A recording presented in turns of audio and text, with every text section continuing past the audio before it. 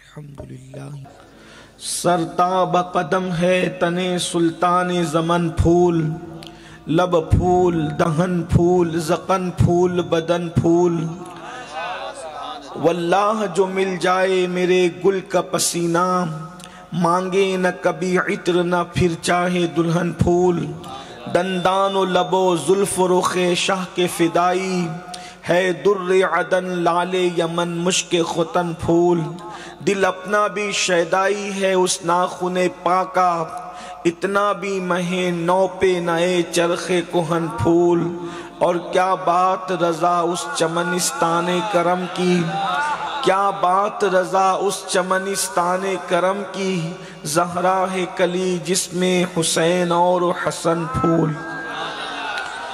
آج کی یہ محفل اعلانات کے ذریعے سے آپ کو بھی پتہ ہوگا اور مجھے بھی بتایا گیا ہے کہ دو عناوین پر یہ محفل منعقد کی گئی ہے، ایک تو عظمت اہل البیت اور ان کی عقیدت کی حقیقت، یہ اصل میں ایک عنوان کے تحت آپ نے رکھا ہے، لیکن اصل میں یہ ہے دو عنوان، اور دونوں عناوین اپنے اندر ایک وسعت رکھتے ہیں اور بہت اس کی تفہیم کی ضرورت ہے۔ موسم سردی کا ہے اور میں کوشش کروں گا کہ بہت مختصر گفتگو ہو، لیکن فضائل اہل البیت آج سے پہلے اگر آپ نے مجھ سے سنے ہیں تو میں کوشش کروں گا کہ اس کو وہیں چھوڑ کر کچھ دوسری گفتگو اہل البیت کے فضائل کے حوالے سے پیش کروں، اور وہ فضیلت یہ ہے کہ آپ نے ہر محفل میں یہ سنا ہے کہ ہمیں آل رسول سے محبت کرنی چاہیے، اور ہم کرتے بھی ہیں، اور ایک بات اگر کوئی اہل بیت سے محبت کرتا ہے تو وہ اہل بیت پہ احسان نہیں کرتا، وہ اپنے آپ پہ احسان کرتا ہے۔ اس کی وجہ یہ ہے کہ حضرت سیدنا عبداللہ ابن مسعود فرماتے ہیں کہ ایک دن اہل بیت کی محبت میں گزار دینا ایک سال کی عبادت سے بہتر ہے۔ میرے بھائی، فجر سے لے کر فجر تک 24 گھنٹے بھی اگر عبادت میں رہو گے، توجہ کرنا، فجر سے لے کر فجر تک نہ کھاؤ گے نہ پیو گے نہ سو گے نہ اٹھو گے نہ بیٹھو گے، 24 گھنٹے عبادت میں گزار دو گے تو بھی ایک ہی دن کی عبادت لکھی جائے گی، اس سے زیادہ لکھوا نہیں سکتے۔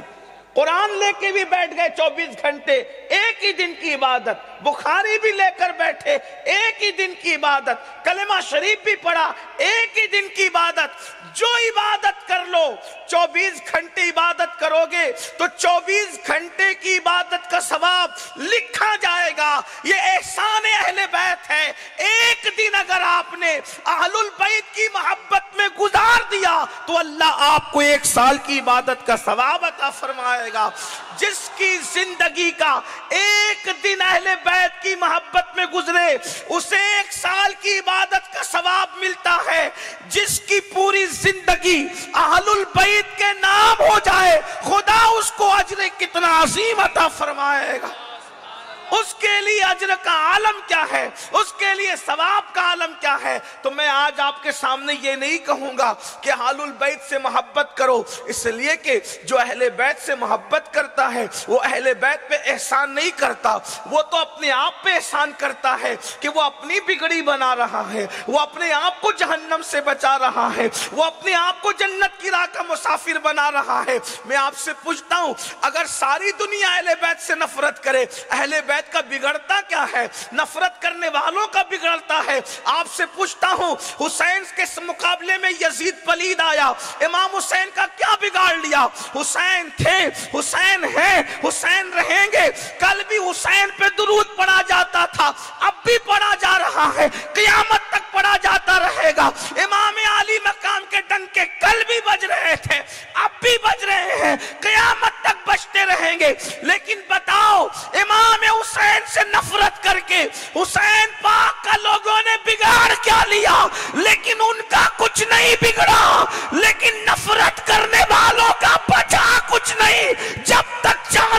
سورج نکلتے ڈوبتے رہیں گے، یزید اور اہل یزید پر اور یزیدیوں پر لعنت کی ملامت پڑتی رہے گی۔ نقصان ان کا کیا ہوا؟ نقصان ان کا کیا ہوا؟ لیکن یاد رکھنا، پھر کہہ رہا ہوں، نفرت کرنے والا اپنا بگاڑتا ہے، محبت کرنے والا اپنا بناتا ہے، وہاں تو کوئی اثر ہی نہیں۔ وہ اتنے بڑے ہیں کہ کوئی بڑھا ہی نہیں سکتا، اتنے بڑے ہیں کہ کوئی گھٹا بھی نہیں سکتا، اتنے بڑے ہیں کہ کوئی بڑھا نہیں سکتا، اتنے بڑے ہیں کہ کوئی گھٹا نہیں سکتا۔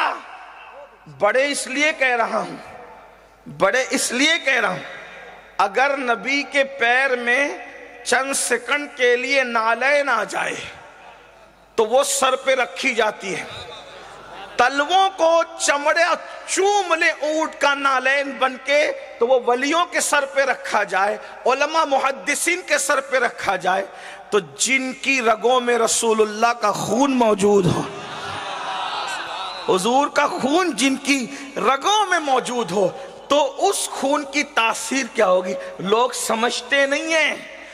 دراصل اہل بیت کی عظمت کو سمجھنے کے لیے رگوں میں شریف خون ہونا ضروری ہے، اور پیٹ میں شریف دودھ ہونا ضروری ہے۔ جب خون اور دودھ میں شرافت ہوتی ہے تب عظمت اہل بیت سمجھ میں آتی ہے۔ کیا ہو رہا ہے؟ آپ اندازہ کریں، اگر گاڑی میں پٹرول ہو، توجہ کریں، اگر گاڑی میں پٹرول ہو تو وہ گاڑی میں سوار منزل مقصود تک پہنچ جاتا ہے، تو جن کی رگوں میں رسول اللہ کا خون ہو، اندازہ فرمائیں پٹرول والی گاڑی کہاں پہنچا رہی ہے؟ تو جن کی رگوں میں رسول اللہ کا خون موجود ہے۔ اللہ اکبر! زمین کے اوپر نبی جس خون کے ساتھ چلتے تھے، اگر بعین ہی وہی خون اس وقت روئے زمین پہ موجود ہے تو اسے آل رسول کی رگوں کا خون کہتے ہیں۔ اسی کو تو میرے امام کہتے ہیں، خون خیر الرسل سے ہے جن کا خمیر، ان کی بیلوس طینت پہ لاکھوں سلام۔ آب تطہیر سے جس میں پودے جمے، اس ریاض نجابت پہ لاکھوں سلام۔ سیدہ ظاہرہ طیبہ طاہرہ جان احمد کی راحت پہ لاکھوں سلام۔ جس کا آنچل نہ دیکھا ماؤ مہر نے، اس ردائے نزاہت پہ لاکھوں سلام۔ وہ حسن مجتبیٰ سید الاشقیاء راکب دوش عزت پہ لاکھوں سلام۔ وہ شہید بلا شاہ گلگو کبا بے کش دشت غربت پہ لاکھوں سلام۔ بابے اور کہتے ہیں اللہ اکبر، شاہ شمشیر زن، شیر شمشیر زن، شاہ باطل شکن، پرتوے دست قدرت پہ لاکھوں سلام۔ اصل نسل صفا وصل وجہ خدا، باب فصل ولایت پہ لاکھوں سلام۔ تو عرض یہ کر رہا، خون رسول ان کی رگوں میں ہے، ہمیں ان سے محبت کرنا چاہیے۔ پھر کہتا ہوں، قدرت جن کو جنتی بنانے کے لیے منتخب کر لیتی ہے، ان کے دل میں اہل بیت کی محبت پیدا کر دے۔ انتخاب قدرت جس کے لیے، اس کے دل میں اہل بیت کی محبت۔ لیکن آج میں نے وہ گفتگو نہیں کرنا، حضور کہہ چکے، آپ سن چکے، بار بار سن چکے۔ آقا علیہ السلام فرماتے ہیں اپنی اولاد کو 3 باتیں سکھاؤ، نبی کی محبت، اہل البیت کی محبت اور قرآن کی تعلیم۔ حضور فرما چکے 3 باتیں سکھاؤ، اور اہل اللہ نے سکھایا بھی، اہل بیت کی محبت سکھائی، نبی کی محبت سکھائی، قرآن کی تعلیم دی۔ آج وہ بات نہیں کرنا۔ ہم اہل بیت سے جتنی محبت کرتے ہیں، تصویر کا دوسرا رخ، جتنی ہم اہل بیت سے محبت کرتے ہیں اس سے کروڑوں درجہ زیادہ نبی کی اہل بیت ہم سے پیار کرتے ہیں۔ یہ رخ پیش کرنا ہے آج آپ کے سامنے۔ حضور کی امت سے اہل البیت کتنی محبت کرتی ہے، اہل بیت سے ہم کتنا پیار کرتے ہیں، یہ آپ کا میٹر ہے۔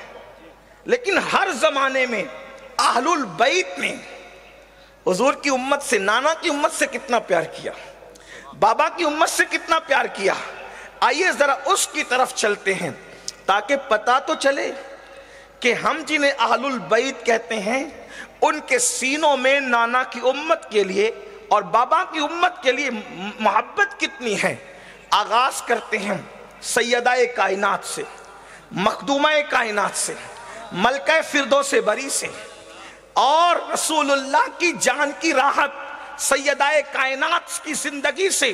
क्या हाल है। इमाम हसन मुज्तबा कहते हैं मेरी अम्मी को मैंने देखा।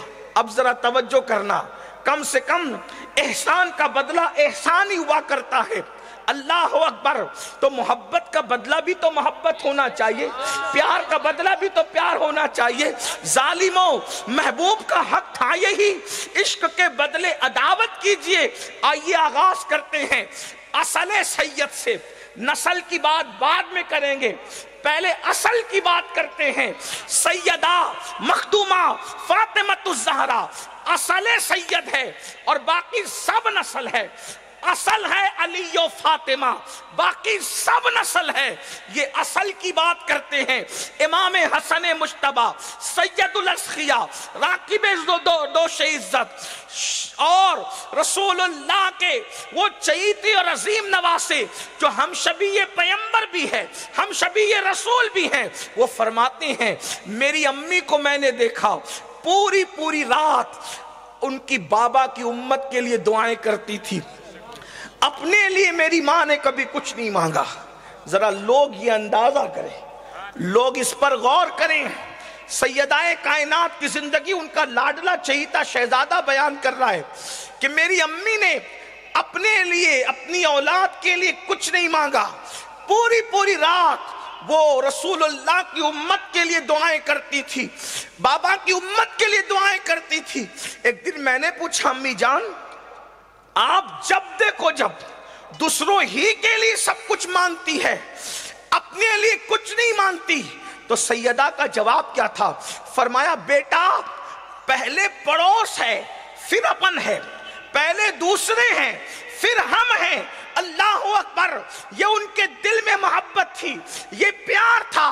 अल्लाह के रसूल सल्लल्लाहु अलैहि वसल्लम जब सैयदा के पास आए और आने के बाद फरमाया मेरी बेटी, मैंने तेरा निकाह अपने खानदान के सबसे बेहतरीन फर्द जिसको अली इब्न अबू तालिब कहते हैं उसके साथ करना है, और मैंने महर जो मुकर्रर किया है। अल्लाह अकबर।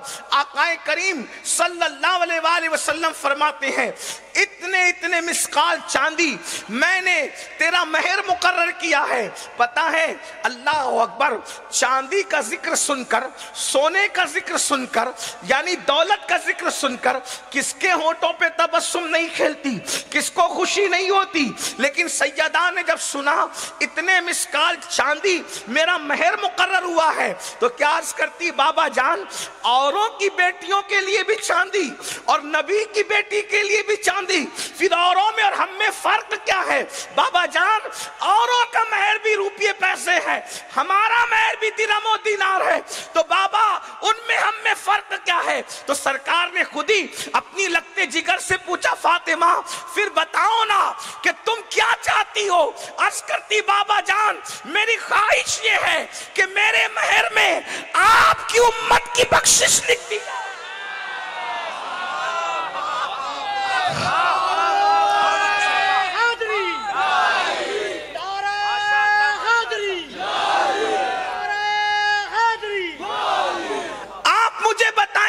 जेब भरने की फिक्र नहीं हो रही है, तवज्जो फरमाएं, जेब भरने की फिक्र नहीं हो रही है, बल्कि उम्मते मोहम्मदिया से जन्नत भरने की फिक्र हो रही है। इसे आलुल बैत कहते। खानदान रसूल की शान ये है, जेब भरने की फिक्र नहीं है, ना बाबा की उम्मत से जन्नत भरने की फिक्र है। फरमाती है कि मेरे महर में आपकी उम्मत की बख्शिश लिखती जाए। सैयदा की जबान हिले और फिर पूरा ना हो कैसे हो सकता है? जिब्रील अमीन आए और अर्ज کیا یا رسول اللہ آسمانوں پر سیدہ کا اور علی کا نکاح ہو گیا، زمین پہ آپ کر دے۔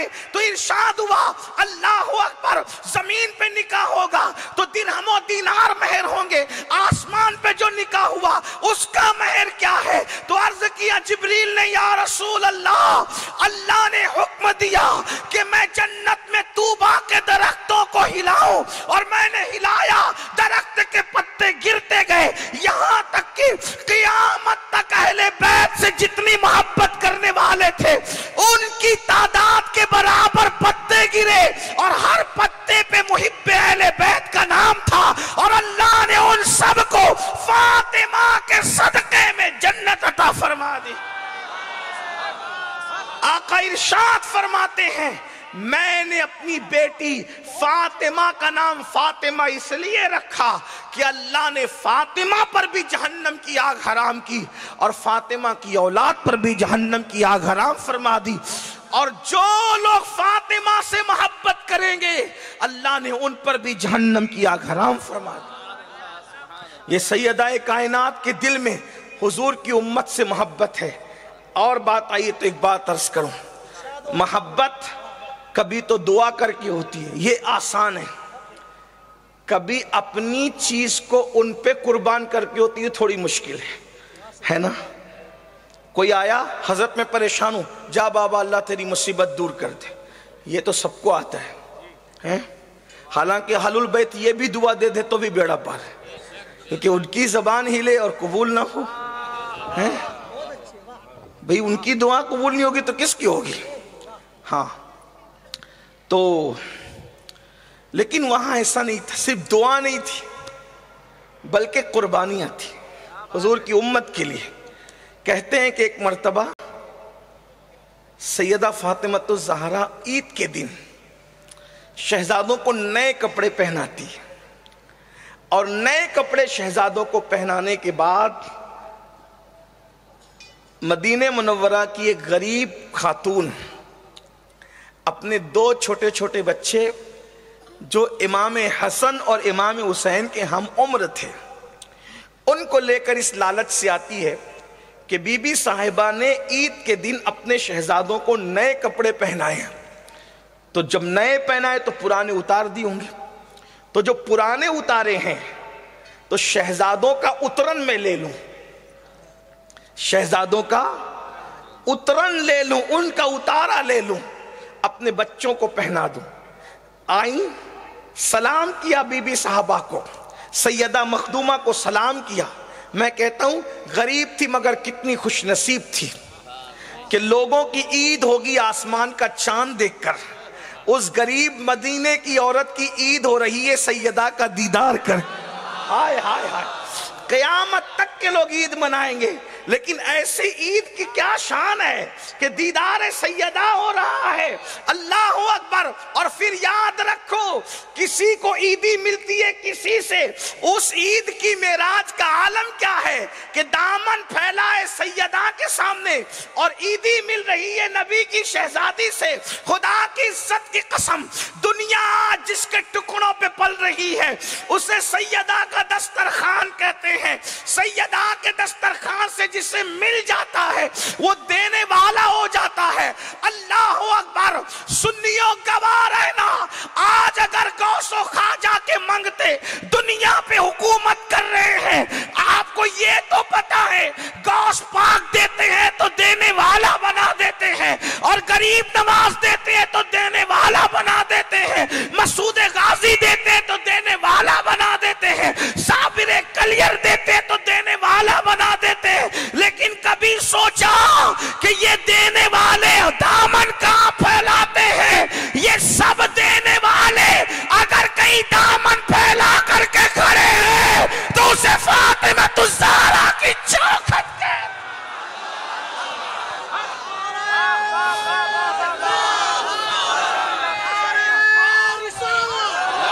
آؤ در زہرا پر، آؤ در زہرا پر پھیلائے ہوئے دامن، نسلیں کریموں کی لجپال گھرانہ، نسلیں ہیں کریموں کی لجپال اقبال گھرانہ ہے، اللہ اکبر، جس کے دروازے پر غوث اعظم ہاتھ پھیلائے کھڑے، اس سیدہ کی عطا کے عالم کیا ہوگا؟ جس کی چوکھٹ پر غریب نواز جیسے لوگ دامن پھیل، لوگ سیدہ کو سمجھے تو صحیح، لوگ سیدہ کو سمجھے تو صحیح۔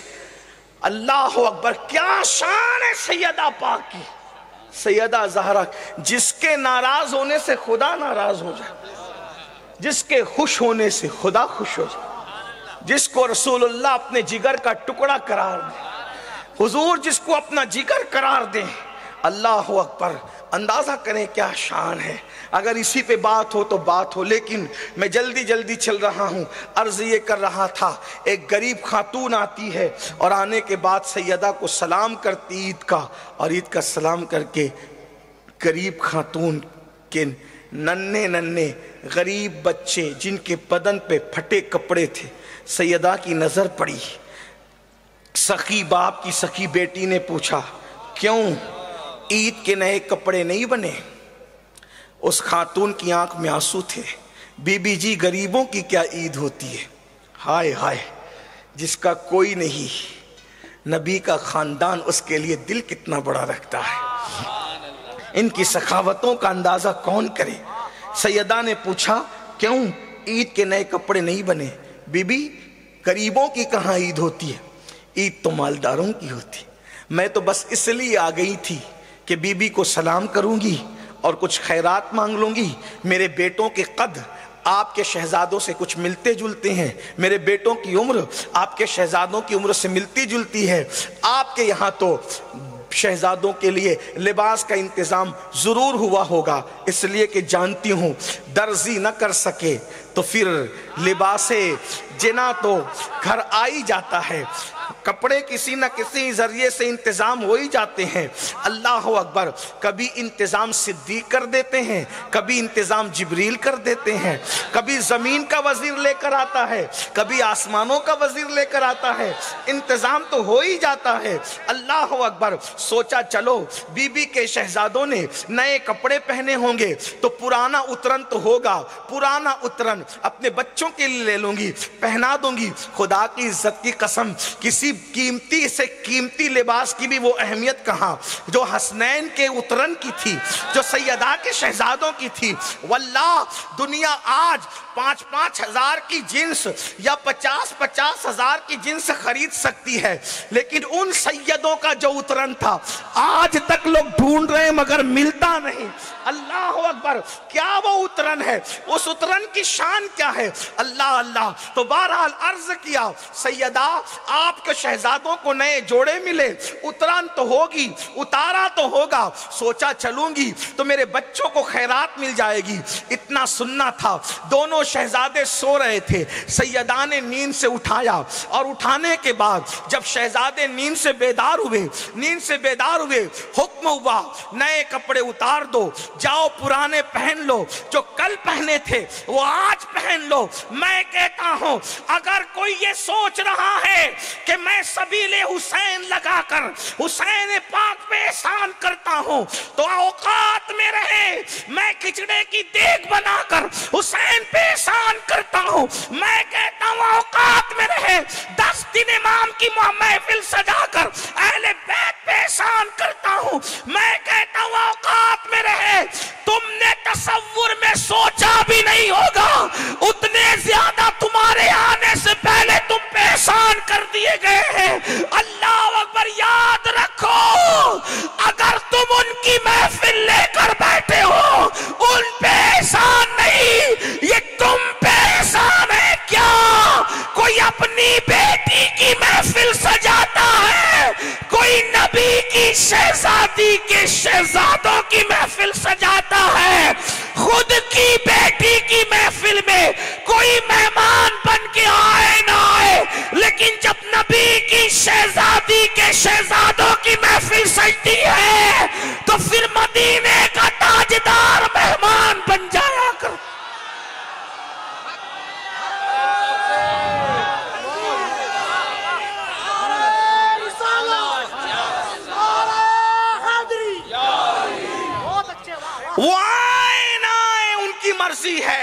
لیکن جب ذکر کی محفل سجتی ہے تو مدینے اور نجف کی نگاہیں ادھر ضرور اٹھتی.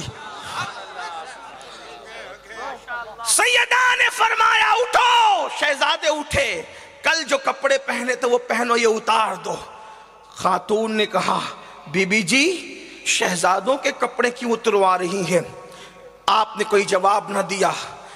سخی ماں کے سخی شہزادوں نے سمجھ لیا کپڑے کیوں اتروائے جا رہے ہیں. اس لیے کہ یہ آج نیا کام نہ تھا، کیونکہ نیا کام نئے مرتبہ ہوتا ہے، نیا کام نئی مرتبہ ہوتا ہے. پہلی مرتبہ کوئی کام ہوتا ہے تو بچے پوچھتے نا ایسا کیوں، لیکن اس گھر کی تو وہ روایتی روز کی تھی،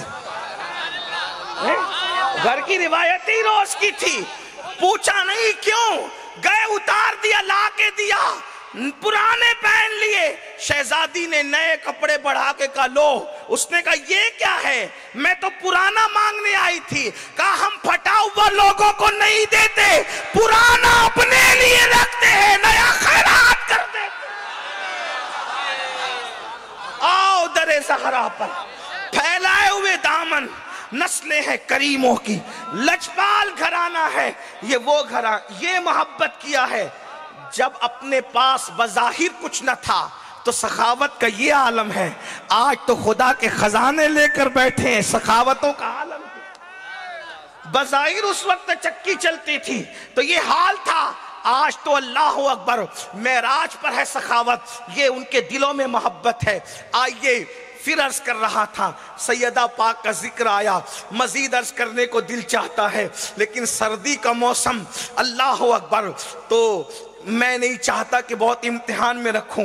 میں نے بھائی جان سے کہا تھا گھنٹے بھر میں گفتگو نپٹ جائے گی. اللہ اکبر. آئیے دوسری طرف چلتے ہیں. یہ مولائے کائنات ہے، یہ علی مرتضیٰ ہیں، یہ سید السادات ہیں، یہ فاتح خیبر ہے، یہ قاسم ولایت ہے، یہ قسیم جنت و جہنم ہے. اللہ اکبر. ہاں یہ وہی ہیں جن کو لشکر میں رخصت کرتے وقت ہاتھ اٹھا کر سید العالمین دعا کرتے ہیں، اے اللہ اس وقت تک مجھے دنیا سے نہ اٹھانا جب تک میں علی کا چہرہ نہ دیکھ لوں.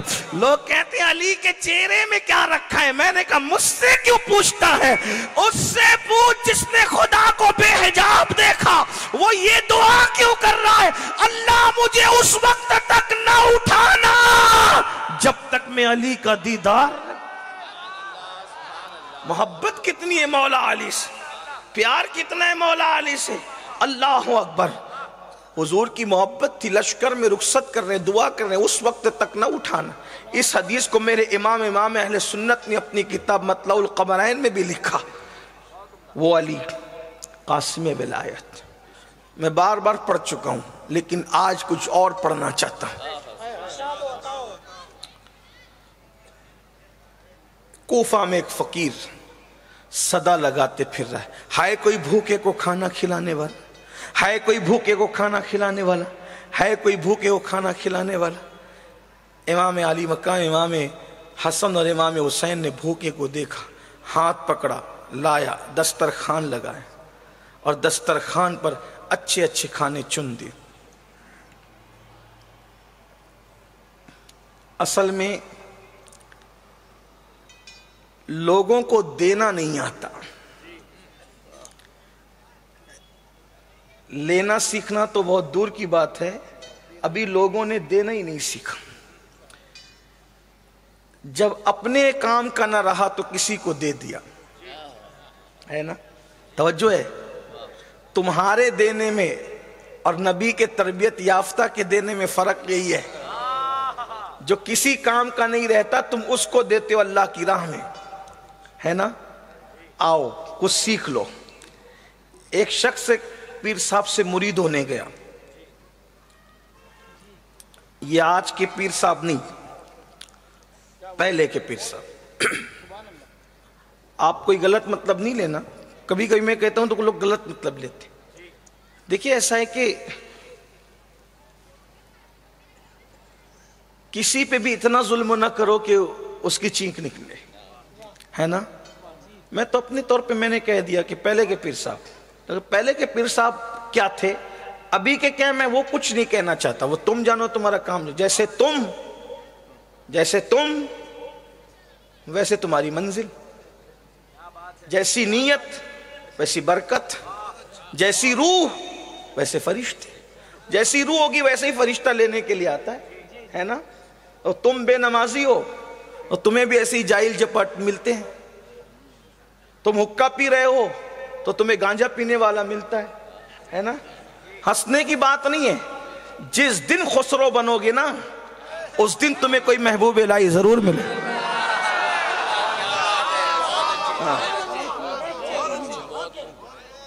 زنا کرتے پھر رہے ہو پھر لوچے باز ہی ملتا ہے، بھاگنے بھگانے والا ہی پیر ملتا ہے تمہیں. یہ حال ہے.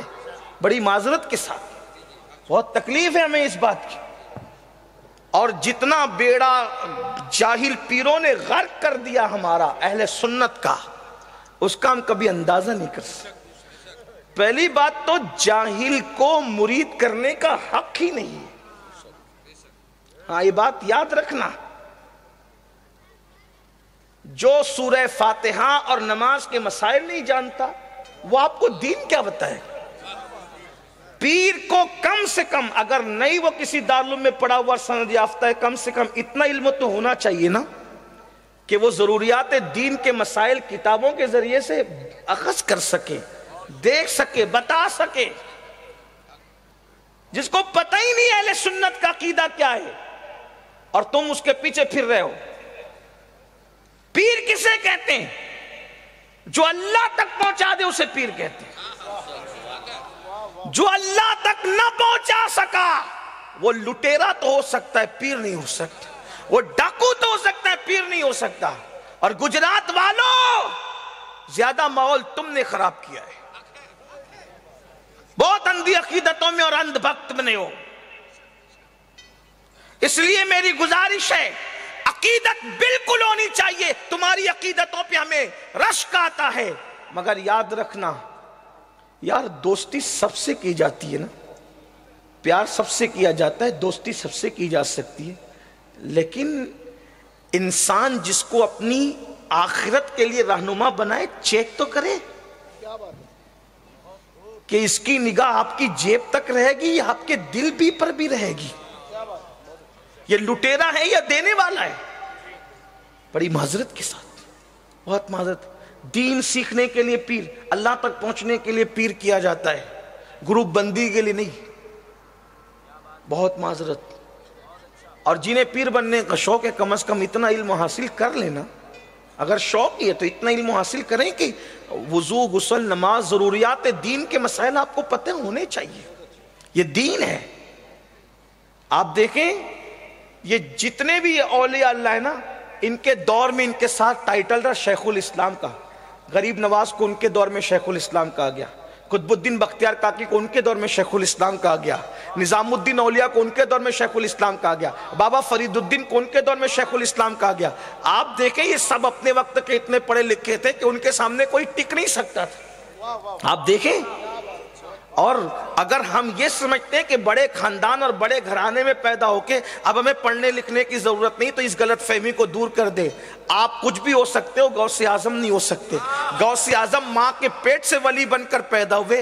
جس دن پیدا ہوئے اسی دن آپ نے روزہ بھی رکھا، اسی دن روزہ بھی رکھا. لیکن جب 18 سال کی عمر ہوئی تو جیلان میں امی سے کہتی امی علم حاصل کرنے کے لیے بغداد جانا چاہتا ہوں. اور غوث پاک بتا رہے ہیں پیدا ولی بن کر ہوا لیکن پھر بھی میں پڑھنے جا رہا ہوں. اس سے پتا چلا ماں کے پیٹ سے ولی پیدا ہو جاؤ پھر بھی تمہیں پڑھنا پڑے گا، پھر بھی تمہیں پڑھنا پڑے گا. اور ماں یہ نہیں کہہ رہی تو پیدائشی ولی ہے، وہ پیدائشی ولی ہے، تو کیا پڑھنے جا رہا ہے نا. وہ جانتی ہے، ماں بھی پڑھی لکھی تھی، فرماتی ہے بیٹا جا انشاءاللہ تیری میری ملاقات اب قیامت کے دن ہوگی. یہ علم کی اہمیت ہے. اب مجھے نہیں پتا کہ کٹلال والے مجھے بخشیں گے بھی یا کچھ کہیں گے، لیکن مجھے اس کی کوئی پرواہ نہیں. بات چل رہی تھی کیا، ایک پیر صاحب کے پاس ایک شخص مرید ہونے کے، تو اس نے مرید ہونے کے بعد کہا حضرت کچھ نصیحت فرما، کوئی نصیحت کیجیے. اچھا آج کل کوئی نصیحت مانگتا نہیں ہے، دو تو بھی لوگ قبول کرنے کے لیے تیار نہیں ہے. ان کو تو ایسا آدمی چاہیے کہ بولے کہ جا جو چاہے کر میں ہے جو چاہے کر. سٹے کا دھندا کر، جوئے کا دھندا کر، شراب کا دھندا کر، میں ہوں نا بخشاؤں گا تجھے، قادری ہوں نا، چشتی ہوں نا بخشاؤں گا۔ انا للہ و انا الیہ راجعون۔ اللہ کے رسول مالک جنت ہو کر لوگوں سے کہتے تھے اگر نماز چھوڑ دو گے تو قیامت کے دن تمہارے ساتھ میرا کوئی وعدہ نہیں ہے۔ حضور فرمائے، مالک جنت فرما رہے تمہارے اندر اتنی ڈیرنگ آ گئی کہ تم شرابیوں کو، جواریوں کو، گجڑیوں کو، چرسیوں کہہ رہے ہو میں ہوں، تو بھی ڈوبے گا اس کو بھی لے کے ڈوبے۔ اتنی بے باکی نہ کر، اور یاد رکھنا کوئی جنت کا ٹھیکیدار نہیں ہے۔ اگر کوئی کہتا ہے نا میں تمہیں جنت میں لے جاؤں گا تو اس کو مجموع الزوائد کی اس حدیث کو یاد رکھنا چاہیے۔ اللہ کے رسول نے فرمایا جو اپنے آپ کو قطعی اور یقینی جنتی سمجھے میں محمد اعلان کرتا ہوں کہ وہ جہنم میں جائے گا۔ جو اپنے آپ کو قطعی یقینی جنتی سمجھے، حضور کہتے ہیں وہ جہنم میں جائے گا، اور جو دوسرے کو گارنٹی دے رہا ہو کہ میں لے کے جاؤں گا جو چاہے کر، پھر قوم تو یہی کرے گی۔ آج زنا کیوں بڑھ رہا ہے؟ اسے پتا ہے میں کچھ بھی کروں گا تو میں نے جنت میں ہی جانا ہے۔ سٹے کے دھندے کیوں چل رہے ہیں؟ اسے پتا ہے میں کچھ بھی کروں گا تو جنت ہی میں جانا ہے۔ شراب مسلمان کیوں بیچ رہا ہے؟ شراب کیوں پی رہا ہے؟ جرائم کیوں عام ہو رہے ہیں؟ کچھ لوگ ان کو معاذ اللہ غلط راستہ بتا رہے ہیں، مگر یاد رکھنا اور اچھی طرح یاد رکھنا جب اللہ کے رسول نے یہ بات نہیں کہی تو کسی اور کو کہنے کا کیا حق ہے؟ بلکہ اللہ کے رسول نے تو مریدوں کو نہیں اپنے خاندان کے لوگوں کو کہا، خاندان فرمایا اے بنو ہاشم عمل کرنا، عمل کیا فرمایا؟ عمل کرنا، عمل۔ ایسا نہ ہو کہ لوگ عمل لے کر آئیں اور تم صرف نسب لے کر آؤ۔ فرمایا جس کو عمل نے پیچھے کر دیا اس کو نسب آگے نہیں کر سکتا۔ اللہ کے رسول اپنے خاندان والوں کو نصیحت کر رہے ہیں۔ اس لیے میں نسبت کا منکر نہیں ہوں، لیکن اتنا ضرور یاد رکھنا اگر عمل کی طرف نہیں آئے ایمان کے بعد نقصان اٹھاؤ گے۔ تو پیر صاحب کے پاس اس نے کہا حضرت کچھ نصیحت کریں۔ پیر لوگ بھی کیا پیر لوگ تھے، کہنے لگے بیٹا اپنے آپ کو اللہ رسول پہ ترجیح مت دینا۔ ترجیح مطلب بڑھاوا مت دینا، اپنے آپ کو اللہ رسول پہ بڑھاوا مت دینا۔ مرید تو مرید ہوتا ہے نا، ہر دور کا مرید، اس کے دماغ میں بات ہی نہیں ہے بولا کیسے حضرت ہے یہ کہتے ہیں کہ اپنے آپ کو اللہ رسول پہ ترجیح مت دیں۔ کوئی پاگل ہے؟ کلمہ پڑھنے والا مسلمان اپنے آپ کو اللہ رسول پہ کوئی ترجیح دے گا؟ کون دے گا ترجیح؟ دماغ میں بات آئی، پیر روشن ضمیر ہوتے ہیں، فوراً کہا اچھا اعتراض کر گیا، ابھی بتاتا ہوں۔ آپ فرماتے ہیں اچھا بیٹا میں اب اپنے اجرے میں جاتا ہوں، تم اب ذرا اپنے کام سے لگو۔ دوسرے جو سینئر مریدین تھے ان سے کہا ایک سے کھانا لگا دو اور ساتھ میں کچھ باسی سی دال بھی رکھ دو۔ سب اچھے سے اچھے کھانے لگ گئے اور باسی سی دال بھی رکھ دی گئی، باسی کی روٹی بھی رکھ دی گئی اور تازہ بھی رکھ دی گئی۔ سب اتنے میں کسی بھوکے نے صدا لگائی، ہے کوئی اللہ کے لیے کھانا کھلانے والا؟ نیا نویلا مرید تھا اور پیر کا دسترخوان تھا، کسی کے دسترخوان سے اٹھا کے دینے میں جاتا کیا ہے؟ اس نے سب طرف دیکھا کہ کیا دوں، جب سب طرف دیکھا کہ یہ تو بہت مزے کا ہے، یہ بھی بڑے مزے کا ہے، یہ بھی بڑے مزے کا ہے، تو آخری میں جو باسی دال پر نظر پڑی وہ اٹھایا اور سوکھی روٹی اٹھائی اور اٹھا کر کے فقیر کی طرف بڑھا دیا۔ مرشد آ گئے، ہاتھ پکڑ کے کہا ظالم پہلی ہی نصیحت پہ عمل نہ کیا؟ میں نے کہا تھا نا کہ اپنے آپ کو اللہ رسول پہ ترجیح مت دینا۔ کہا حضور میں کہاں ترجیح دے رہا ہوں؟ فرمایا یہ کس کے لیے رکھا؟ کہا اپنے لیے۔ اور یہ کس کے لیے دے رہا ہے؟ اللہ کے لیے۔ خود کے لیے تازہ کھانا اور اللہ کے لیے باسی دال؟ ارے یہ مت دیکھ تو دے کس کو رہا ہے نا، کس کے لیے دے رہا، یہ دیکھنا، یہ دیکھ۔ جب شو روم میں جاتے ہو تو 5-5 ہزار کی پھٹی ہوئی جنس اپنے لیے خریدتے ہو، اور جب کوئی اللہ کے لیے بھکاری آتا ہے سچ بتانا کیا دیتے ہو؟ بتاؤ کیا دیتے ہو؟ یہی تم میں اور ان میں فرق ہے جو رسول اللہ کی تربیت یافتہ تھے۔ کوفہ کی گلیوں میں بھکاری آواز لگا رہا ہے کوئی اللہ کے لیے کھلانے والا بھوکے کو؟ حسنین کریمین نے ہاتھ پکڑا، دسترخوان لگایا اور ایک سے کھانا سجا دیا آگے. جیسے بھکاری بیٹھ کر منہ میں لقمہ ڈالتا، اجنبی تھا، مسافر تھا، کوفہ میں پہلی بار آیا تھا، جانتا نہیں تھا کسی کو. شہزادوں کے چہرے دیکھ کر پتہ لگ گیا کسی بڑے گھرانے کے لوگ ہیں. جیسے منہ کی طرف پہلا لقمہ بڑھا تو دیکھا کہ سامنے ایک نورانی چہرے والے بزرگ ہیں، سوکھی روٹی چبا رہے ہیں. اور جب روٹی چباتے ہیں تو جو ہے ماتھے سے پسینہ داڑھی پر آتا ہے اور داڑھی سے ٹپک کر نیچے.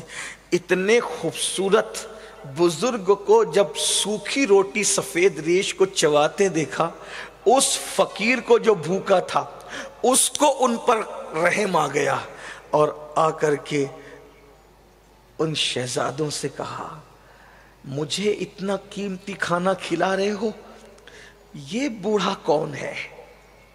اس کے جملے نقل کر رہا ہوں ورنہ میں نہیں کہہ رہا. یہ بوڑھا بزرگ کون ہے؟ تمہاری گلی کا ہوگا، تمہارے محلے کا ہوگا، یہاں بیٹھ کے سوکھی روٹی کھا رہا ہے، ایک اجنبی کو اتنے اچھے کھانے کھلا دیے.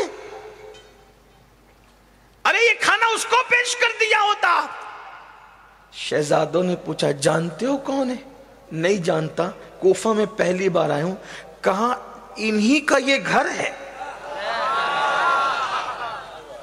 انہی کا یہ گھر ہے جس میں تجھے دسترخوان پہ ہم نے کھلایا، اور ہم اس کے نوکر ہیں، ہم اس کے غلام ہیں، ہم اس کے بیٹے ہیں، اور ہمیں یہ نوکری دی گئی ہے کہ آنے والے سائلوں کو بھر بھر کے دینا اور عطا کرنا. کہا سب کو اتنا اچھا کھلا کے یہ سوکھی کیوں چباتا ہے؟ کہا اس کے مولا نے اس کو یہی سکھایا ہے کہ جب اپنے لیے رکھنا تو پھر باسی کوسی، اور اللہ کے لیے کھلانا تو اچھے سے اچھا کھلانا. یہ لوگ، یہ فکر اہل بیت، یہ فکر اہل بیت ہے. آئیے ایک بات اور سن لیں، پھر بات اینڈ کی طرف جاتی، اختتام کی طرف جاتی ہے. مدینہ منورہ میں حضور کا وصال ہو گیا، صدیق اکبر کا وصال ہو گیا، فاروق اعظم کی شہادت ہو گئی، عثمان غنی کی شہادت ہو گئی، مولا کائنات کی شہادت ہو گئی، امام حسن کی شہادت ہو گئی، امام حسین کی شہادت ہو گئی. جب امام حسین کی شہادت ہوئی تو مدینہ منورہ کے غریب لوگ اب سوچنے لگے ہمارا کون پرسان حال ہوگا. جب تک امام حسین تھے ہمارے گھر کی ہمیں فکر نہ تھی، جب تک امام حسن تھے ہماری بچیوں کی ہمیں فکر نہ تھی، اس لیے کہ ان کے پاس تو غریبوں کی فہرست تھی، مدینے کے غریبوں کی لسٹ تھی. آپ کیا جانو 3 دن کا کربلا صحیح نہیں جانتے، امام حسین کی 56 سال کی عمر کا اندازہ کیا کر سکو گے؟ اللہ اکبر. بہرحال یہ فکر تھی. لیکن جب امام حسین کی شہادت ہوئی، شہادت کے بعد لٹا ہوا قافلہ واپس آیا. لٹا ہوا قافلہ واپس آنے کے بعد اچانک ایک ماحول بدل گیا، ماحول تبدیل ہو گیا، رنگ بدل گیا. اس لیے کہ یزید کی حکومت تو آ چکی تھی، یزید کے بعد مروان کی حکومت بھی آ چکی تھی. اللہ اکبر. وہ یزید کی، مروان کی کاٹ کھانے والی ظالم حکومت جو مدینے والوں کو پریشان کرتی تھی، حیران کرتی تھی، تکلیفیں پہنچاتی تھی. لیکن مدینے منورہ کے غریب جب کہیں پر ایک دوسرے سے ملتے تو باتیں کرتے. خدا جانے آخر کون ایسا مسیحا ہے، کون ایسا سخی داتا ہے کہ اللہ اکبر ہماری حاجتیں ہم کسی سے ڈسکس کرتے ہیں دن میں، اور رات میں وہ سارا سامان ہمارے آنگن میں رکھ جاتا ہے اور لکھا ہوتا ہے اے فلاں یہ تیرے لیے حلال ہے. ہم اس پر اسرار خادم کو ڈھونڈ رہے ہیں مگر وہ ملتا نہیں، اس کا پتہ کرتے ہیں مگر معلوم نہیں ہوتا. مدینے کے سارے غریبوں کے گھر کے دروازے پر صبح کے وقت ہر ضرورت کی چیز موجود ہوتی ہے. اللہ اکبر. تلاش کرتے رہے کرتے رہے کرتے رہے لیکن کوئی تلاش کرنے میں کامیاب نہ ہوا. لیکن اللہ اکبر جس دن جانشین امام حسین سیدنا علی ابن حسین یعنی امام زین العابدین کو شہادت کا جام نوش کرنا پڑا، اس دن مدینہ منورہ میں غسل دینے کے لیے جب تختے پر امام زین العابدین کو لٹایا گیا تو امام زین العابدین کی پیٹھ پر بوریوں کا نشان تھا، رسیوں کا نشان تھا. لوگ حیران تھے غسل دینے والے آخر یہ بوریوں کا، رسیوں کا نشان شہزادے رسول کی پیٹھ پر کیسے ہے؟ یہ کہیں مزدوری کرنے تو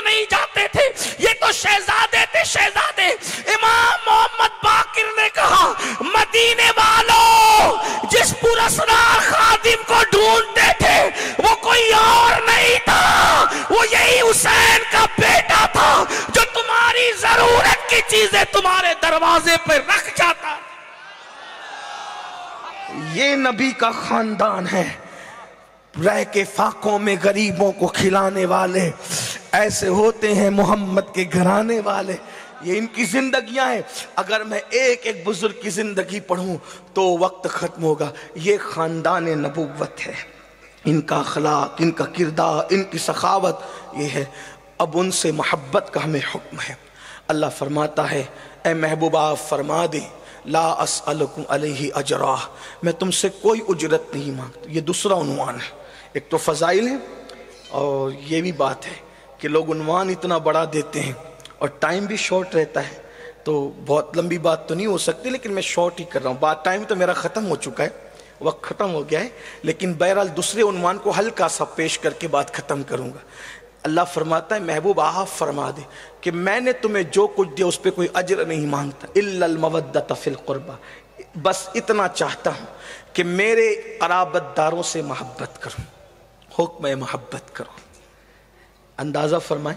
और मोहब्बत का सिला क्या है? हम अहले बैत से मोहब्बत करें। एक बात याद रखिए, और मोहब्बत जितनी कर सकते हैं करें, मगर सिर्फ आगाह करने के लिए एक बात कर रहा हूं, मोहब्बत अहले बैत की आड़ में कहीं किसी सहाबी की शान में बेअदबी ना हो जाए। इसलिए कि सच्ची मोहब्बत अहले बैत वही है जो एहतराम सहाबा के साथ। अगर मोहब्बत अहले बैत के नारे के पीछे आप किसी भी सहाबी को गाली देने या तौहीन कर रहे हैं, आप मुनाफिकत तो कर रहे हो लेकिन मोहब्बत नहीं कर रहे हो। क्योंकि जिस दिल में सच्ची मोहब्बत अहले बैत होगी उस दिल में सहाबा का बुग़्ज़ कभी नहीं हो सकता, सहाबा की बेअदबी कभी नहीं हो सकती। इसका ख्याल करना, ये अहले सुन्नत का मसलक है। मेरे इमाम कहते हैं अहले सुन्नत का है बेड़ा पार, असहाबे हुजूर नज्म है और नाव है, इतरत रसूलुल्लाह की। तो उनकी मोहब्बत और उनकी मोहब्बत का सिला क्या है? अब मैं जल्दी जल्दी से सिर्फ इशारे देकर के आगे बढ़ूं। नंबर एक, जो उनसे मोहब्बत करेगा अल्लाह उसकी उम्र में इजाफा फरमाएगा। जो उनसे मोहब्बत करेगा अल्लाह उसके माल में इजाफा करेगा। ये अहदीस है जिसको मैं बतौर मफ़हूम पढ़ रहा हूँ। जो उनसे मोहब्बत करेगा अल्लाह उनको मोहताजी से बचाएगा। काजी शहाबुद्दीन दौलताबादी रहमतुल्लाह अलैह, जो मखदूम अशरफ जहांगीर सिमनानी के खलीफा हैं, वो अपनी किताब बहरुल मवाज के अंदर लिखते हैं कि अल्लाह के रसूल अलैहिस्सलाम फरमाते हैं कि तुम किसी की आमद पर खड़े हो या न हो ये तुम्हें इख्तियार है, लेकिन जब मेरी औलाद आया करे, जब मेरी अहले बैत आया करे तो उनको देख कर ताज़ीम के लिए उठकर खड़े हो जाया करो। अल्लामा नकी अली खां इमामुल मुतकल्लिमीन आला हजरत के वालिद बुजुर्गवार अपनी किताब तफसीर अलम नशरा में लिखते हैं कि अल्लाह के रसूल ने इरशाद फरमाया, तवज्जो से इस हदीस को सुनना, अल्लाह के रसूल ने इरशाद फरमाया, जो मेरी औलाद को देखकर ताज़ीम के लिए उठ के खड़ा ना हो, जो मेरी औलाद को देखकर ताज़ीम के लिए उठकर खड़ा ना हो, जो मेरी औलाद को देखकर ताज़ीम के लिए उठकर खड़ा ना हो, अल्लाह उसको लाइलाज बीमारी में मुब्तला कर देगा। अल्लाह उसको लाइलाज बीमारी में मुब्तला कर देगा। अल्लाह अकबर। आज देख लें आप, बड़ी माजरत के साथ कटलाल और गिरदो नवा से आने वालों, आप अहले बैत के एहतराम में भी सौतेला सलूक करते हो। अल्लाह अकबर। अगर सैयद मुकर्रिर है उसकी ताज़ीम हो रही है, सैयद पीर है उसकी ताज़ीम हो रही है, सैयद मालदार है उसकी ताज़ीम हो रही है, सैयद खानका की गद्दी पे बैठा है उसकी ताज़ीम हो रही है, लेकिन सब्जी बेचने वाला है तो उसकी बेटी को रिश्ता भी नहीं आ रहा है। बड़ी माजरत के साथ ये हालात है, ये सूरत हाल है। आपसे पूछता हूँ, खूने रसूल खानका की मसनद पर है तो भी खूने रसूल है, और बाजार में सब्जी बेच रहा है तो भी खूने रसूल है। इसलिए याद रखना, हम लोग चेहरे देख के ताज़ीम नहीं करते कि मुकर्रिर होगा तो ही करेंगे। तकरीर एक फन है, उसका खून से क्या ताल्लुक। अरे कोई गैर मुस्लिम भी मुकर्रिर हो सकता है, कोई गैर मुस्लिम भी अच्छा स्पीकर ذکر ہو سکتا ہے. ہم تقریروں کے پجاری نہیں ہیں, ہم تو خون رسول کی تعظیم جانتے ہیں. اللہ اکبر. اس لیے میری آپ سے گزارش ہے, رسول اللہ کا خون تمہیں کہیں نظر آئے تمہیں جھکنا ہوگا, باعمل نظر آئے تو بھی جھکنا ہوگا, بے عمل نظر آئے تو بھی تعظیم کرنا ہوگا. اس لیے کہ اللہ اکبر, خون رسول کی نسبت بد عملی کی وجہ سے کبھی گندی نہیں ہو سکتی. جب سورج کی کرنیں پیشاب پہ پڑ کر کرنیں گندی نہیں ہوتی, جب سورج کے نور کے پاور کا یہ عالم ہے کہ کرنیں پیشاب پر آ کر بھی پیشاب اس کرن کو ناپاک نہیں کر سکتا. ارے جب آسمان کے آفتاب کے نور میں اتنا پاور ہے کہ وہ گندگی پہ پڑے تو گندگی کرنوں کو ناپاک نہیں کرتی, تو خون رسول کو بد عملی کیسے داغدار کر سکتی ہے. اس لیے تعظیم کرنا ہوگا, احترام کرنا ہوگا. اور ایک بات یہ کہتا ہوں, غیر مشروط تعظیم کرو. کوئی کچھ کہتا ہو, کوئی کچھ کہتا ہو, اس کی پرواہ نہ کرو. ہمارا کام محبت کرنا ہے, اور محبت کا صلہ کیا ہے؟ آقا فرماتے جو میری آل سے محبت کرے گا میں ضمانت دیتا ہوں, کیونکہ حضور کی زبان سے نکلی ہوئی تو ضمانت ہی ہے. آقا علیہ السلام نے بشارت دی سرکار نے فرمایا جو میری آل سے محبت کرے گا وہ ایمان پر مرے گا. ایمان پہ مرنا ہے, اہل البیت سے محبت کرو, تعظیم کرو. آج کل دو چیزیں ہو گئی. نمبر ایک سازش کے تحت جو آل نہیں تھی وہ بھی آل کے دعوے دار بن کر کھڑے ہو گئے. یہ صدیوں سے یہ سلسلہ سازش کے تحت بادشاہوں نے کھڑا کیا اس کو کہ غیر سید سید بن کر کھڑے ہو جائیں. اس کا ہوگا کیا؟ ہوگا یہ کہ جو اصل ہیں وہ مشکوک ہو جائیں. یہ سازش تھی اور وہ آج تک چل رہی ہے. تو جو لوگ جعلی سید ہیں, جھوٹے بنے, ان سے گزارش ہے, اللہ کے رسول نے فرمایا جو اپنا نسب بدل دے اس پہ اللہ کی لعنت ہے. نہ اس کا فرض قبول ہے نہ نفل قبول ہے.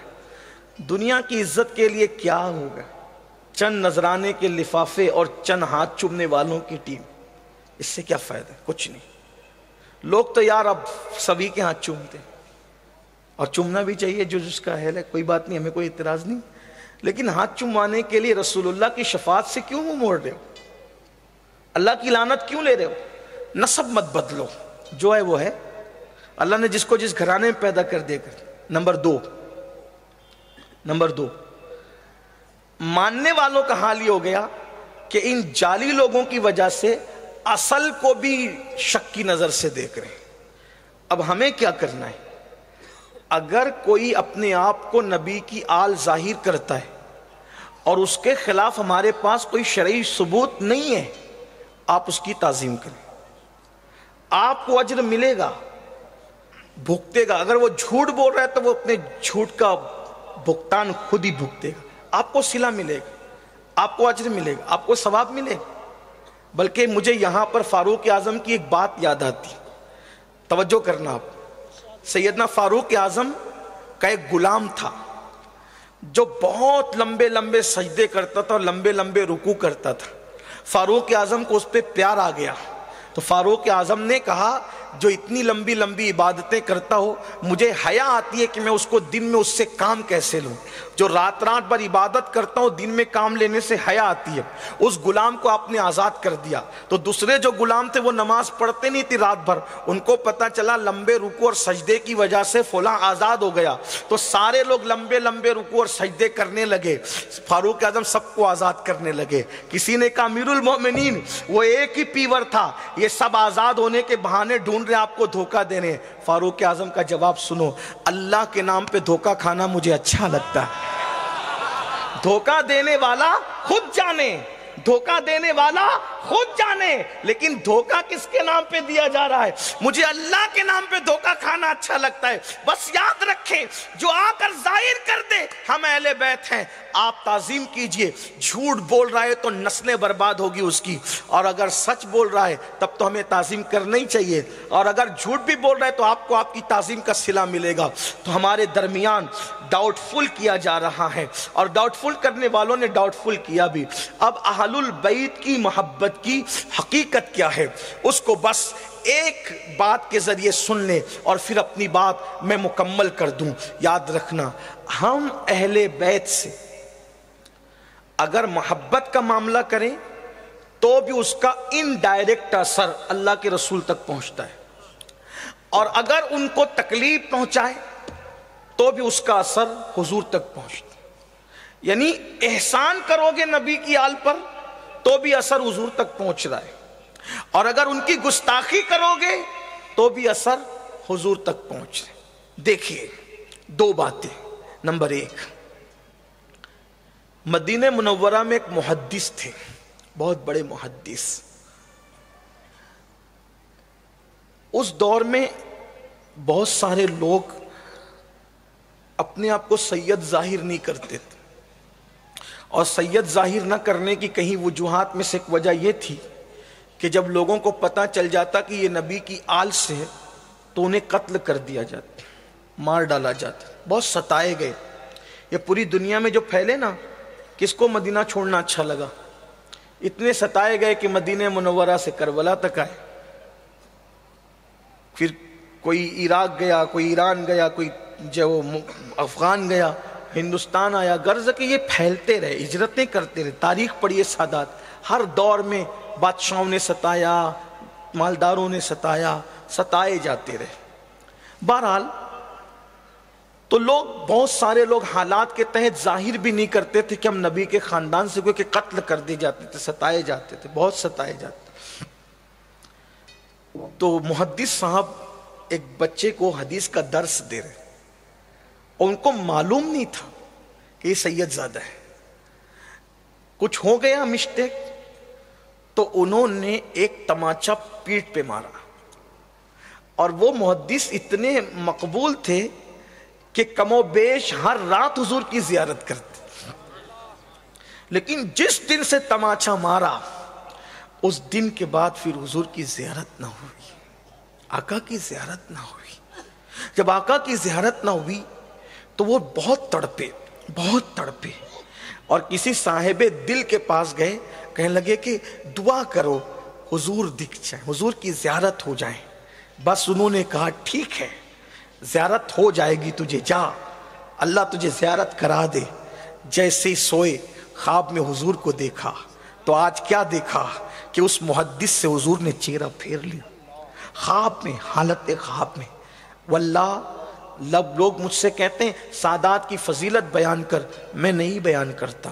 مجھے یہ خوف ہوتا ہے کہ کئی لوگ یہ نہ سوچنے لگیں کہ اب سادات اپنی فضائل خود پڑھنے لگے, خود منہ میاں مٹھو بننے لگے اپنے مفاد کی خاطر. واللہ اپنے مفاد کی خاطر نہیں, میرا اللہ نیتوں کو جانتا ہے.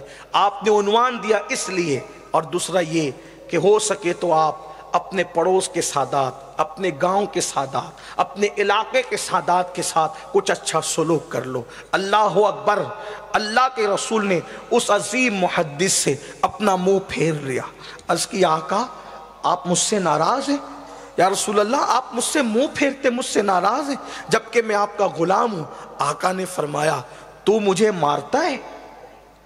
آقا نے فرمایا تو مجھے مارتا ہے اور پھر کہتا ہے کہ حضور آپ مجھ سے ناراض ہیں؟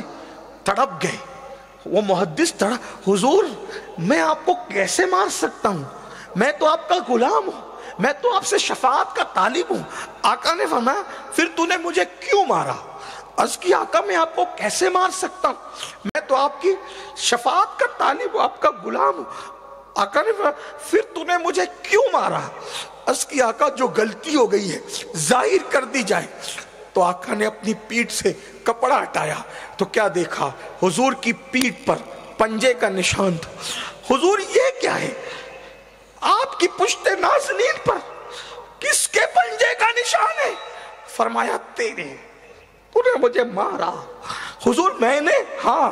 میرا بیٹا وہ فلا فلا جو تیرے پاس پڑھنے آتا ہے، تو نے اس کی پیٹ میں مارا، تو نے اس کو کیا مارا، اس کے اثرات میری پشت پر۔ یہ ہے، اسی لیے میرے آقا امام اہل سنت فرماتے ہیں جس نے سید کو گالی دی اس کی نسبت کی وجہ سے، اس کی سیادت کی وجہ سے وہ کافر ہو گیا۔ آپ کہاں ہیں؟ احترام اہل بیت سے آپ کو ایمان پر خاتمے کی بشارت بھی ہے، اور توہین پر کفر کے بارے میں بھی کہا کہ جہنم کا ایندھن بنو۔ فرمایا یہاں تک اللہ کے رسول فرماتے کوئی کعبۃ اللہ اور مقام ابراہیم کے بیچ بھی مرے گا اور دل میں اہل بیت کے لیے عداوت اور دشمنی ہوگی، تب بھی وہ جہنم میں جائے گا۔ اور جب اہل البیت پہ احسان کرتے، ان کی خدمت کرتے، ان سے پیار کرتے، ان کو چاہتے ہو، ان کا ادب کرتے ہو، احترام کرتے ہو، پتہ ہے کیا ہوتا ہے؟ پتہ ہے کیا ہوتا ہے؟ پھر اس کا بھی اثر ڈائریکٹ رسالت مآب تک پہنچتا ہے۔ رسالت مآب تک بڑا خوبصورت سا ایک واقعہ ذہن میں آتا ہے، لیکن میں اس کو ایسے بیان نہیں کرتا، میں اس کو جب بھی بیان کرتا ہوں تو علامہ ارشد القادری رحمت اللہ علیہ کی تحریر کا سہارا لے کے بیان کرتا ہوں۔ تھوڑا سا وقت، شاید میں نے کہیں پڑھا بھی ہے، مجھے یاد نہیں آتا گجرات میں نے کہیں پڑھا یا نہیں پڑھا، لیکن آج آپ اس کے سامنے آپ کے سامنے پڑھتا ہوں۔ تھوڑا سا وقت لیکن آپ کا لوں گا، اور اللہ کرے کسی کے دل میں بات اترے۔ اور آپ سے سادات سے بھی کہتا ہوں، سادات ہو کر بھی سادات کا احترام کرو، ہو سکتا ہے تم سے زیادہ مقبولیت سیدہ کی بارگاہ میں کسی اور سید کی ہو، اس لیے کہ ایک ماں کے کئی بیٹے ہوتے ہیں، تو ہو سکتا ہے وہ آپ سے زیادہ چہیتا ہو، اس لیے اس کا بھی خیال ہونا چاہیے۔ آئیے ذرا توجہ کریں، سادات پر احسان کرنے سے یا ان کی خدمت کرنے سے ملتا کیا ہے، صلہ کیا ہے؟ ڈائریکٹ آپ احسان کرو گے سید پر، صلہ دیں گے ڈائریکٹ اللہ کے رسول۔ احسان کرو گے سید پر، صلہ دیں گی ڈائریکٹ سیدہ فاطمہ۔ احسان کرو گے سید پر، صلہ دیں گے ڈائریکٹ مولا علی، امام حسن، امام حسین۔ اس بارگاہ سے سیدھا آپ کو صلہ ملے گا، برکتیں ملے گی۔ کہتے ہیں بغداد معلیٰ کی سرزمین پر اللہ اکبر حکومتوں کا ایک عظیم غلغلہ تھا۔ بس اختصار کو ملحوظ رکھتے ہوئے اپنی بہنوں کی بھی توجہ چاہتا ہوں۔ میری بہنوں، اگر تمہارے گھر پریشان حال سیدانیاں آیا کریں تو اپنے زیورات پر، اپنے مکان پر، اپنی دکان پر، اپنی دولت پر گھمنڈ نہ کرنا، ان کی کنیز بن کر ان کی خدمت کرنا۔ تم مالدار اور وہ غریب ہو تب بھی ان کی کنیز اپنے آپ کو سمجھنا، اس لیے کہ دولت کسی کو آقا نہیں بناتی، نسبت آقائیاں عطا کرتی ہے۔ یہ وہ آقا لوگ ہیں جس کے گھر کا بچہ بچہ آقا ہے، جس کے گھر کا بچہ بچہ امام ہے، جس کے گھر کا بچہ بچہ ذریعہ نجات ہے، تیری نسل پاک میں ہے۔ بچہ بچہ نور کا، تو ہے عین نور، تیرا سب گھرانہ نور کا۔ اور یاد رکھنا، غربت میں ان کی مدد کرو گے تو آقا فرماتے ہیں جو میری آل کی مصیبت میں مدد کرے گا، قیامت کے دن میں اس کو صلہ عطا کروں گا جب وہ مجھے ملے گا۔ اس حدیث کی شرح میں میرے امام لکھتے ہیں، لوگوں دوڑو اور سادات کی خدمت کر لو، کیونکہ اللہ اکبر، حضور اس دن جو دیں گے، حضور نے تو ملنے کا وعدہ کر لیا ہے۔ کس سے ملیں گے نہیں ملیں گے یہ دوسرے نمبر کی بات ہے، لیکن جو سادات کی خدمت کرے گا، حضور نے فرمایا جب وہ ملے گا میں اس کو صلہ دوں گا۔ تو پتا چلا حضور نے ملنے کی گارنٹی دے دی۔ جس کو آمنہ کا لال مل گیا اس کو جنت کی فکر کیا ہوگی، اس کو جنت کی پرواہ کیا ہوگی۔ کہتے ہیں بغداد معلیٰ کی سرزمین ہے، حکومتوں کا غلغلہ ہے، حکمراں عیاش بھی آئے، عیش پرست بھی آئے، اور دولت و حکومت پر گھمنڈ کرنے والے بھی آئے۔ حال یہ تھا کہ دولت مندوں کی ریل پیل تھی، اور پھر حکمراں رسول اللہ کے منہج پر حکومت نہیں کر رہے تھے، بلکہ انہوں نے تو قیصر و کسریٰ کی انداز کو اختیار کر لیا تھا۔ اس لیے حکمرانوں کے دربار میں اللہ اکبر ندیم بھی ہوتے تھے، شاعر بھی ہوتے تھے، لطیفہ گو بھی ہوتے تھے، پہلوان بھی ہوتے تھے۔ اللہ اکبر۔ حضرت علامہ ارشد القادری نے بھی لکھا ہے، حضور شیخ الاسلام نے بھی اپنی تفسیر میں لکھا ہے، جس کو میں اپنی الفاظ کے جامع میں پیش کر رہا ہوں۔ اللہ اکبر۔ وہاں پر حال یہ تھا، بغداد کے بادشاہ کے یہاں شعراء تھے، ادبا تھے، ندیم تھے اور شاعر تھے، لطیفہ گو تھے، بہروپیے تھے، ان میں پہلوان بھی ایک سے ایک تھے۔ اور ایک پہلوان ایسا تھا کہ جس نے سارے علاقے کے پہلوانوں کو پچھاڑ رکھا تھا، اور کوئی بھی جو ہے وہ اس کے اب مقابل کا نہ تھا، کوئی بھی اس سے پنجہ لڑانے والا نہ تھا۔ اور وہ پہلوان کا حال یہ تھا، اس نے جب سب کو مات دے دی، سب کو ہرا دیا، تو ترچی ٹوپی لگا کر بادشاہ کے بازو میں بڑے وقار سے بیٹھتا تھا، بڑی عزت سے بیٹھتا تھا، اور اس کو وزیروں کی طرح تنخواہیں دی جاتی تھی، کیونکہ اس کے مقابل کا کوئی پہلوان شرق و غرب میں نہ تھا۔ اللہ اکبر۔ ایسی پہلوانی میں وہ شخص اپنی زندگی گزار رہا تھا۔ اور اس وقت ایسا بھی تھا، اللہ اللہ، کہ ایک غریب سید زادہ ایک گاؤں کے اندر، ایک دیہات کے اندر اپنی چند بچیوں کے ساتھ پریشان حال تھا۔ بیوی کہتی، دیکھو جی بچیاں بھوک سے بلکتی ہے، ذرا کچھ کھانے پینے کا انتظام کرو۔ وہ سید زادہ کہتا، ٹھیک ہے، میں بغداد جاؤں گا اور شہر جا کر کے کوئی کام ڈھونڈوں گا، کوئی کام تلاش کروں گا، کام مل جائے گا، اور پھر میں شہزادیوں کے لیے کھانا لے کر آؤں گا۔ حالات کا مارا سید زادہ دن صبح کو نکلتا، بیوی بڑے ارمانوں کے ساتھ سید زادے کو رخصت کرتی۔ جب شام ہوتی، دن بھر مزدوروں کی صف میں بیٹھ کر شام کو واپس آتا، آج کام نہیں ملا، شکر کر کے پانی پی کے سو جاتے۔ آج کام نہیں ملا، شکر کر کے پانی پی کے سو جاتے۔ آج کام نہیں ملا۔ دیکھو یہ اللہ کی آزمائش ہوتی ہے۔ اللہ اکبر۔ سادات کو ہر دور میں آزمایا گیا ہے، لوگوں نے بھی آزمایا ہے، اور قدرت کی بھی آزمائش ہے، اس لیے کہ جو رسول اللہ کا جتنا قریبی ہوتا ہے اتنا آزمایا جاتا ہے۔ سیدہ نے دعا کی تھی، اے اللہ میری آل کا رزق زمین پہ پھیلا دے، بکھیر دے، زمین پہ بکھیر دے، اور ان کی کیفیت یہ ہو، ایک دن کھائیں ایک دن صبر کریں۔ اللہ اکبر۔ تو بہرحال بیوی نے کہا، بچیاں بھوک سے ترستی ہے، بلکتی ہے، ایک کام کرو، کچھ کرو نا، ورنہ یہ بچیاں کب تک بھوکی رہے گی، پھٹے ہوئے دوپٹے کب تک پہنتی رہے گی۔ ہاں ایسا ہی ہوتا ہے، جب قوم کے لوگ اپنی بیٹیوں کی منگنیوں پر 5-5 لاکھ خرچ کریں اور سادات کی بیٹیاں بغیر شادیوں کے رہیں، تو پھر حالات بڑے دیگر کیوں ہوتے ہیں۔ آج بھی ہم دیکھ رہے ہیں، جو لوگ امام حسین کے کھچڑے کی 40 دیگ چڑھاتے ہیں، جب اس سے کہا جاتا ہے کسی سید زادی کی شادی ہے، 500 کی نوٹ نکال کے دیتا ہے۔ یہ حال ہے میری قوم کا۔ یاد رکھنا، اللہ کی عدالت ایک دن ہوگی۔ صحابہ کو دیکھو اور خود کا حال۔ ایک بہت بڑے سید صاحب نے مجھے بیان کیا تھا کہ ممبئی کے ایک بہت بڑے مالدار سیٹ صاحب سے میں نے کہا، ایک سید صاحب کے کڈنی کا آپریشن ہے، ذرا مدد کر دو۔ 500 نکال کے دے دیا، لے جی حضور ان کو پیش کر دیجیے گا۔ جس کے نانا نے تمہیں جھولیاں بھر بھر کے دیا، ان کی قدر یہ ہے۔ یہی قصور ہے نا ان کا کہ وہ غریب ہے، وہ غریب ہے۔ یاد رکھنا، وہ غریب کبھی نہیں ہے۔ جس کی رگوں میں رسول اللہ کا خون ہے وہ سرمایہ دار نہیں ہے، لیکن وہ غریب بھی نہیں ہے۔ آج کر لو خدمت، حضور تمہیں ملنے کا وعدہ دے رہے ہیں، حضور صلہ دیں گے تمہیں، حضور اجر دیں گے تمہیں۔ بلکہ ایک بات آپ سے کہوں، آج بے شمار سیدانیاں ہیں، بے شمار سیدانیاں جو شادی کے بغیر گھروں میں ہیں۔ میں اس سے زیادہ کچھ نہیں کہہ سکتا۔ آپ کے خود کے گجرات میں، اور سب سے بڑی رکاوٹ یہ ہے کہ وہ غریب ہیں۔ یہ حال ہے۔ میں کوئی بے ادبی کے طور پہ نہیں کہہ رہا ہوں، اور مجھے یہ کہنا بھی نہیں چاہیے مائک پر، لیکن دل کا درد ہے تم تک پہنچا کے جا رہا ہوں۔ کل کے یہ مت کہنا کہ ہمیں خبر نہ تھی۔ یاد رکھ، یہ مت کہنا ہمیں خبر نہ تھی، کوئی تمہیں بول کر کے جا رہا ہے۔ بے شمار بیمار ہیں، ان کے علاج کے پیسے نہیں ہیں۔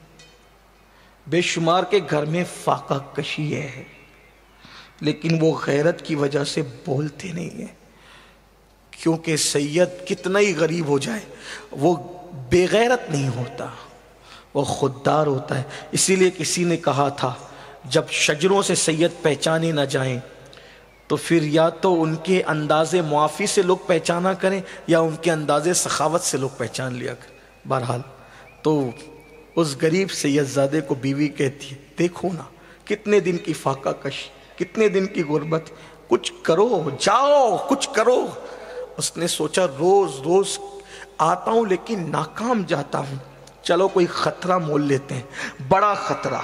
اور وہ دبلا پتلا سا وجود، چہرہ پیلا پڑ گیا ہے بھوکے رہنے کی وجہ سے، وجود دبلا پتلا ہے، گال اندر کو دھس گئے، آنکھیں سونی سونی ہو گئی ہے، پھٹے پرانے لباس پر بادشاہ کے دروازے پر سید زادہ آتا ہے، آ کر کے دربان سے کہتا ہے مجھے بادشاہ سے ملنا ہے۔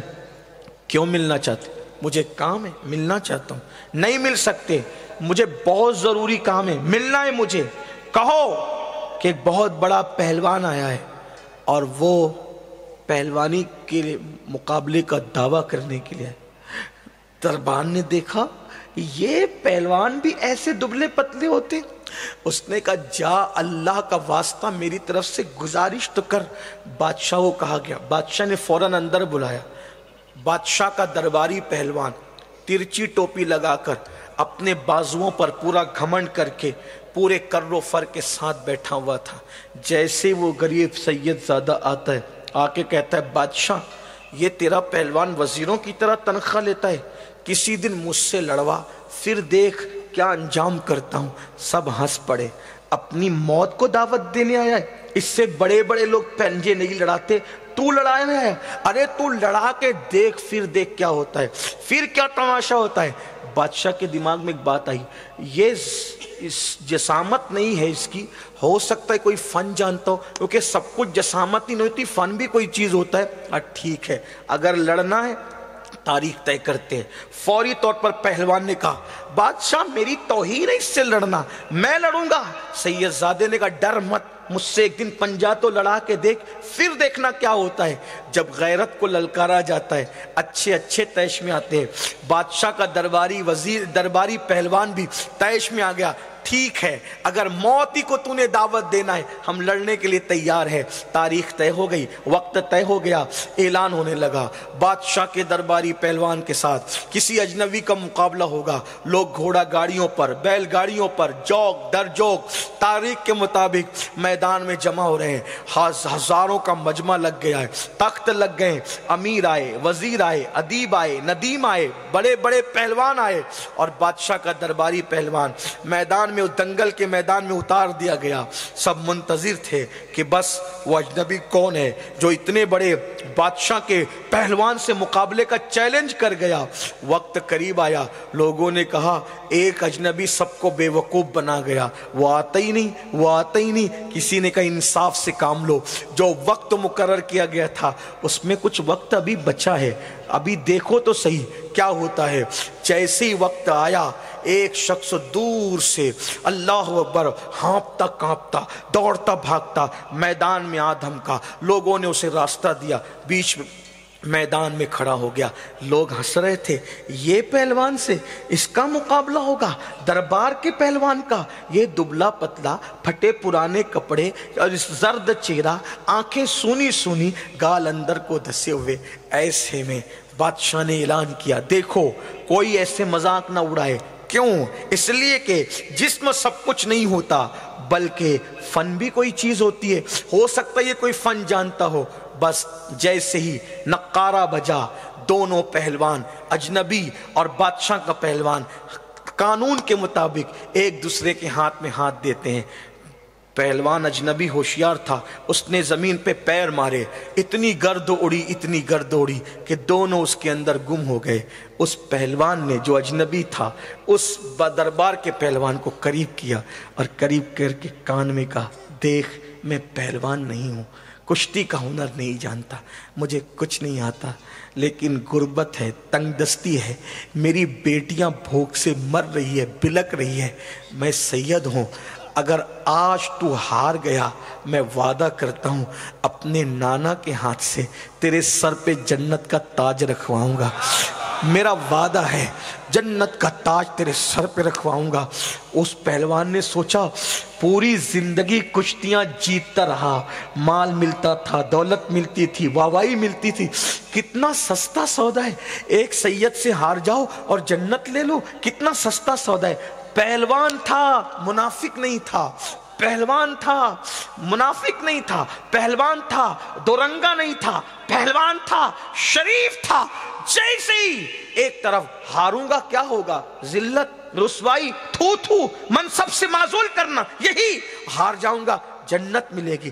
نبی کے گورے گورے خوبصورت ہاتھوں سے جب قیامت کے دن میرے سر پہ تاج رکھا جائے گا تو میری عزتیں کیا ہوگی؟ دنیا کی عزتیں تو ختم ہونے والی ہے۔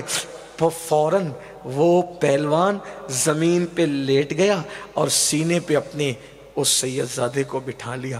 کتنا سستا سودا تھا۔ جیسے ہی گرد ہٹی، لوگوں نے دیکھا غریب اجنبی پہلوان، پہلوان ہی اب کہیں گے، سینے پہ بیٹھا ہے، بادشاہ کا وظیفہ خار پہلوان زمین پہ لیٹا ہے۔ نا نا نا نا، یہ مقابلہ صحیح نہیں ہوا، ہمیں اطمینان نہیں ہے، اس میں کوئی نہ کوئی گڑبڑ ہوئی ہے، دوبارہ مقابلہ کرایا جائے۔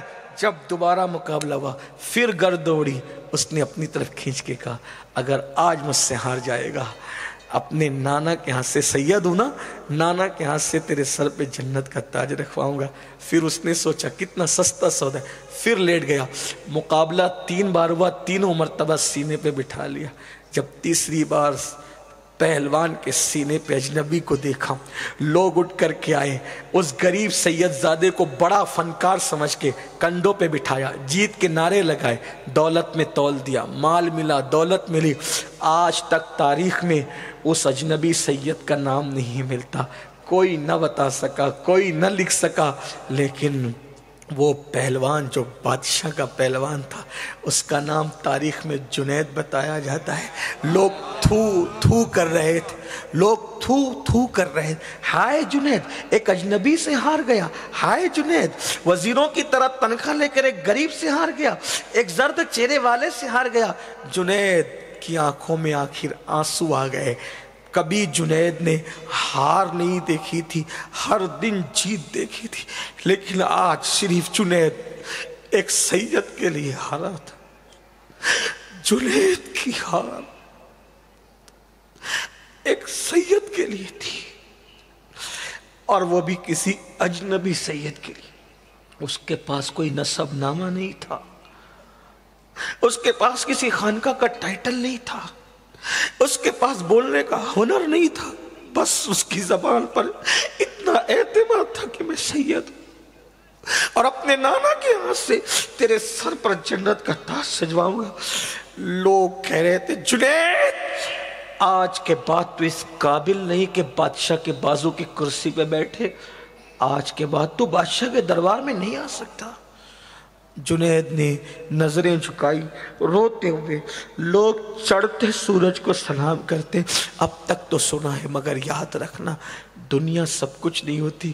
جنید گردن جھکائے اپنے گھر کی طرف چلے گئے، بہت روئے۔ میں نے کیا کیا جنید؟ ایک اجنبی سید کے لیے میں ہار گیا، ذلیل ہو گیا، رسوا ہو گیا، میں نے کیا کیا؟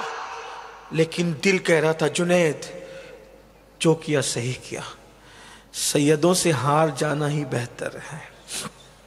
جیت جانے والا یزید بنتا ہے لیکن جیت نہیں پاتا، جو سینے پہ بٹھا لیتے ہیں ان کے مرتبے بلند۔ روتے روتے آنکھ لگی۔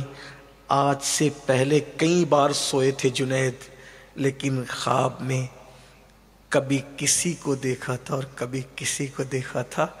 آج ایک سید سے ہارنے کے بعد آنسوؤں کی لڑیوں کی سوگات کے درمیان جب جنید کی آنکھیں بند ہوتی ہے تو دل کی آنکھیں کھلتی ہے۔ کیا دیکھا؟ اللہ کے رسول تشریف لائے، حضور کا دیدار ہو، حضور کا دیدار ہو۔ اور جب دیدار رسول ہوا، جنید قدموں میں گر کے پھوٹ پھوٹ کے رونے لگے۔ آقا نے فرمایا جنید میرے بیٹے نے تو قیامت کا وعدہ کیا تھا جنت کے تاج کا، آ قیامت کا انتظار بہت دور ہے. قیامت میں تو جنت کا تاج سجاؤں گا، لیکن آج تیرے سر پہ ولایت کا تاج سجاتا. سینکڑوں سال کی غاروں کی عبادت جس مقام پہ نہیں پہنچا سکتی تھی، جنید کو ایک لمحے کی سید کو سینے پہ بٹھانے کی ادا رب کو اتنی پسند آئی، اور حضور کو نے اتنا کرم فرمایا کہ جنید کے سر پر حضور نے ولایت کا تاج سجایا. اور کل تک جنید بادشاہ کے دربار پر جاتے تھے، اور اب جنید نے جب صبح کو خواب سے بیدار ہو کے دروازہ کھولا تو وقت کا بادشاہ ہاتھ جوڑ کر جنید کی دروازے پہ کھڑا تھا، اور دنیا کو بتایا جا رہا تھا کہ اللہ اکبر، ان سے ہارنے والوں کا مقام بھی کیا ہوتا ہے. یہ ہے حضور کی عنایتیں ان لوگوں کے ساتھ جو سادات کی خدمت کرتے. ہو سکے زندگی میں کسی سے پیار کرنا، سب سے پیار کر کے دیکھا، نبی کی آل سے بھی پیار کر کے دیکھنا، سب کی خدمتیں کر کے دیکھ، سب کی کرو خدمت، کبھی نبی کی حال کی بھی کر کے دیکھ. سب کے دکھ درد میں کام آنا بھی چاہیے، کبھی اس کے دکھ درد میں کام آ کے دیکھنا جس کا نانا سب کے دکھوں پر مرہم رکھنے کے لیے آیا تھا. اللہ پاک ہم سب کو توفیق بخشے. گفتگو کے درمیان کوئی غلطی ہو تو اللہ معاف فرمائے. استغفر اللہ ربی من کل ذنب و